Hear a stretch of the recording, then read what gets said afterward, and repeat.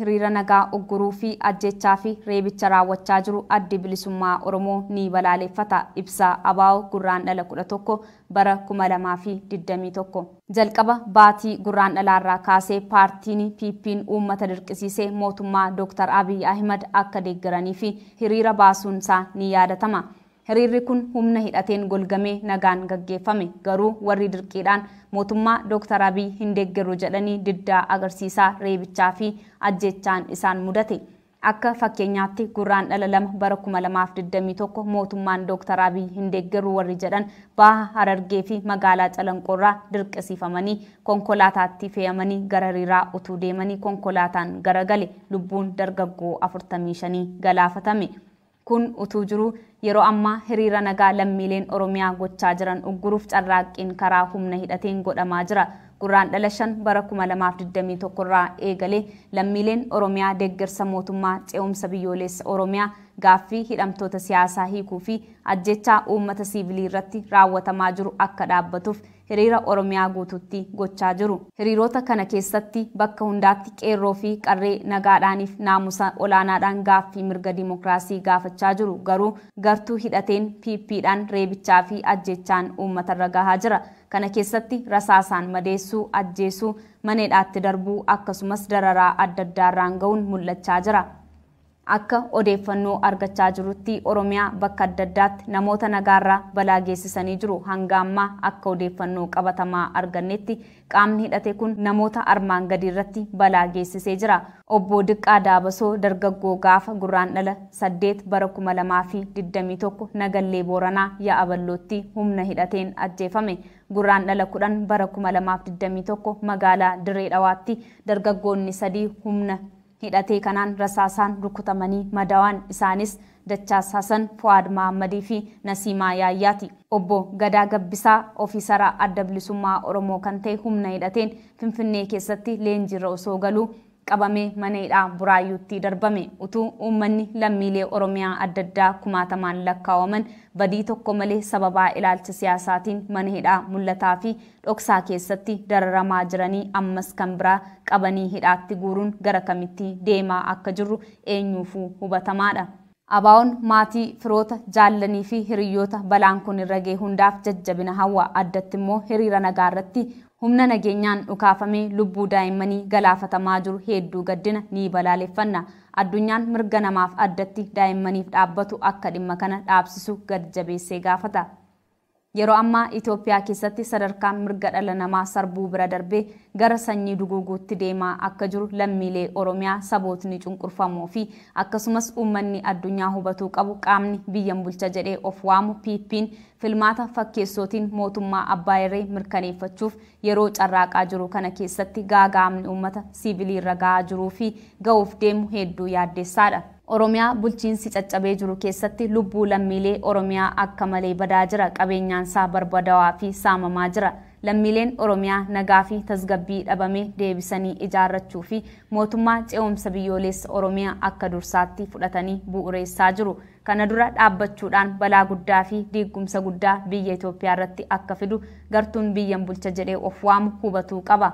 Addi bilisummaa Oromoon dimokiraasii hunda ammate ijaaruuf maree uummattootaa walitti dhiyeessuu fi haasawaa karaa nagaa akka ta'uuf tattaaffii gochaa jira. Kanaafis lammiileen Oromiyaa mootummaa ce'umsa biyyoolessa Oromiyaa jabeeffachuu fi saboonni cunqurfamoo kaanis naannoo isaanii tasgabbeessuuf bulchiinsa diigamee jiru deebisanii ijaaruu irratti akka fuulleeffatan hubachiisuu fedha. Injifannoon uummata bal'aaf adda bilisummaa Oromoo Finfinnee Gurraandhala 11 bara 2021. Lubbuu miseensotaa fi lammiilee keenyaa miidhamuu fi mootummaan itti gaafatamummaa fudhata. Ibsa Koongireesii Federaalawaa Oromoo irraa kenname. Paartiin keenya Koongireesiin Federaalawaa Oromoo heera biyya kanaatiin hundeeffamee kaayyoosaa qabsoo karaa nagaatiin fiixaan baafachuuf kan socho'aa jirudha. Imaammati sagantaan siyaasaa fi ejjennoon keenya hawaasa biratti fudhatama waan qabuuf bara 2005 irraa eegalee paartiin aangoorra jiru miseensotaa fi deeggartoota paartii keenyaa maqaa shororkeessaa jedhuun xureessee himannaa irratti banuudhaan hiraaraa erga ture booda kan du'anii kanneen baraaraman immoo aarsaa qeerroo qarree fi hawaasi keenya kaffalaniin walakkeessa bara 2010tti mana hidhaatii hiikamanii turan. yeroo sanarraa jalqabee sirna dimookiraasii diriirsuu fi Itoophiyaa haaromte ijaaruuf abdataa yoo turrellee walakkeessa bara 2011ttis tarkaanfii duuchaa paartiin biltsiginnaa fudhatuun nama adamsuun hidhuu fi ajjeesuurraa kan ka'e caasaan hooggansaa fi miseensotii kaafaa'oo qaama olaanaarraa eegalee hanga sadarkaa dakaa ga'utti jiran raawwii yakka tokko malee waan hidhamaniif abdiin keenya coolligeera mirgaa fi bilisummaa saba keenyaa kabachiisuuf qabsoo boqonnaa haaraas gaafateera. Kaayyoon hidhamtoota miseensotaa fi lammiilee keenyaa kan dhuunfaaf paartii qofaa kan hin taane ta'uu kan hubatan miseensotii fi lammiileen keenya kunoo erga kora lagannaa nyaataa eegalanii guyyootni 15 darbanii jiru lubbuun isaanii sadarkaa balaarra bu'uu ga'ee jira. Akkuma ibsa baasaa fi iyyata garaagaraatiin addeessaa turretti lammiileen kunneen nyaata erga dhaabanii turuurraan kan ka'e miidhaan guddaan qaamaa fi sammuu isaanii ragaa waan jiruuf gaaffilee armaan gadii mootummaa fi uummataa fi irra deebinee dhiyeessuuf dirqamneerra. Tokko miseensoti keenya yeroo ammaa kora lagannaa nyaataa godhaa jiran haalli isaanii keessa jiran dhibee cimaa fi lubbuu isaaniitiif yaaddoo cimaa waan qaqqabsiiseef mootummaan tarkaanfii lubbuu baraaruu saffisaan fudhatee dirqama isaa akka bahu gad jabeessinee gaafanna. Lammiileen kunneen deeggarsa wal'aansa fayyaa malu argachuu dhabuun lubbuun isaanii yoo miidhame mootummaan seeraanis ta'e seenaadhaan itti gaafatama. Lama mootummaan FDR miseensotaa fi lammiilee keenya himannaa sobaatiin hidhaman haal duree tokko malee akka hiiku cimsinee gaafanna. Sadii guutummaan uummattoota Itoophiyaa keessattuu sabni Oromoo akkasumas hawaasi addunyaa dhumaatii uummata biyya keenya irratti duumessaa'ee jiru tooftaa garaagaraatti fayyadamuun akka dhaabuu fi dhiibbaa gochuun mootummaan tarkaanfii badii fudhataa jiru akka dhaabu paartiin keenya qabsoo mirgaa fi bilisummaa godhaa jiru akka dhugoomuu fi cinaa akka dhaabbattaniif akka deeggartan waamicha ulfinaa isiniif gooneerra. Qabsoon nagaa uummataan godhamu ni mo'ata. Koongireesii Federaalawaa Oromoo Finfinnee Gurraan dhala 5 bara 2013.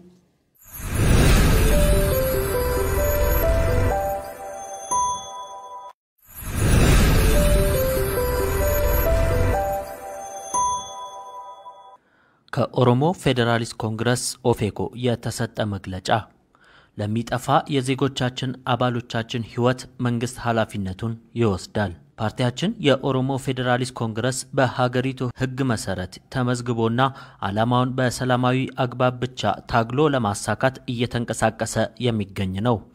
ፖሊሲያችን የፖለቲካ ፕሮግራማችንና አቋማችን በህዝብ ዘንድ ተቀባይነት በማግኘቱ ምቾት ያልተሰማው ገዢው ፓርቲ ኢህአዴግ ወይም ደግሞ ብልጽግና በተለይ ከ2005 ዓመተ ምህረት ጀምሮ አባሎቻችንና ደጋፊዎቻችንን በአሸባሪነት በመፈረጅ ክስ መስርቶ ሲያንገላታ ከቆየ በኋላ የሞቱት ሞተው በህይወት የተረፉትና በየእስር ቤቶች ፊዳቸውን ሲቆጥሩ የነበሩት ቄሮና ቀሬ በአጠቃላይ ህብረተሰባችን በከፈሉት መስዋዕትነት በ2010 ዓመተ ምህረት አጋማሽ በኋላ ሊፈቱ ችለዋል።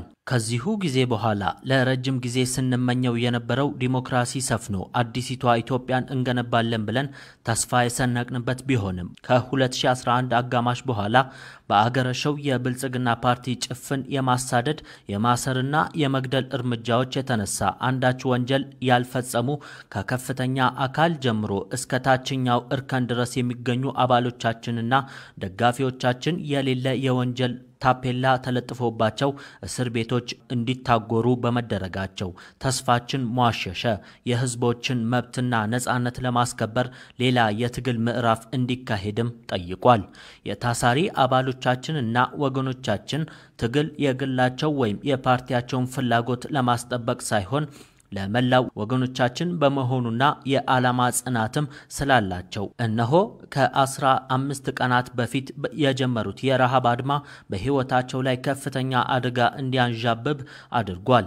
በተለያዩ መግለጫዎችና አቤቱታዎች ስንገልጽ እንደቆየነው ሁሉ የመመገብ ተአቅቦ ያደረጉ አባሎቻችንና ደጋፊዎቻችን ከፍተኛ ጉዳት የደረሰባቸው ስለሆነ ቀጥሎ የተመለከቱትን ጥያቄዎች ደግመን መንግስትንና ህዝባችንን ልንጠይቅ ተገደናል።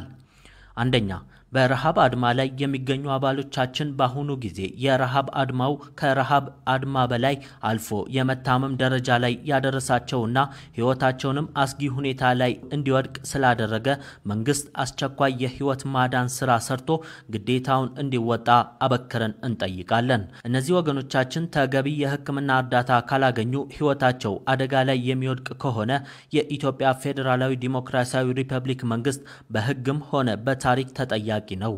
ሁለተኛ የኢትዮጵያ ፌደራላዊ ዲሞክራሲያዊ ሪፐብሊክ መንግስት በፈጠራ ክስ ያሰራቸውን አባሎቻችንና ወገኖቻችንን ያለምንም ቅድመ ሁኔታ እንዲፈታ አጥብቀን እንጠይቃለን።